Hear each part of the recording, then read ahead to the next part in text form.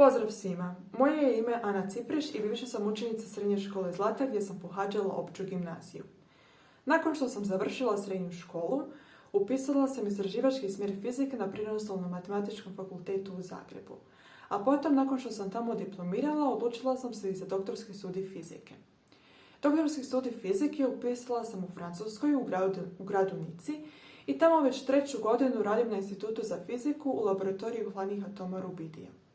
Moje doktorsko istraživanje je iz područja kvantne fizike i konkretno proučavam kolektivna svojstva emisije fotona od strane pobuđenih atoma kako bi se ta svojstva potencijalno mogla primijeniti u budućim kvantnim tehnologijama kao što su, na primjer, kvantna računala. Sastavni dio mog eksperimentalnog posla je korištenje lasera, detektora fotona i brojnih drugih optičkih elemenata.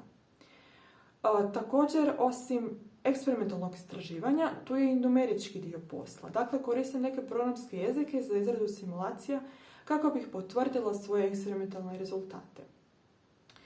Osim rada u Nici, putujem i diljem svijeta kako bih usavršila svoje znanje surađivanjem s drugim znanstvenim grupama koje rade slična istraživanja te sudjelovanjem na brojnim konferencijama i seminarima gdje ujedno prezentiram i svoje istraživanje. Sa sigurnošću mogu reći da Srednja škola Zlatar i njezini profesori imaju veliku ulogu u tome gdje sam i što radim danas. Ogromno znanje i divna iskustva koje sam stekla pohađajući Srednju školu Zlatar uistinu su bila kvalitetna podloga u mom daljnjem obrazovanju i profesionalnom rastu. Kad bih ponovo trebala izabrati srednju školu, definitivno bih, bez imalo dvoumljenja, ponovno izabrala Srednju školu Zlatar.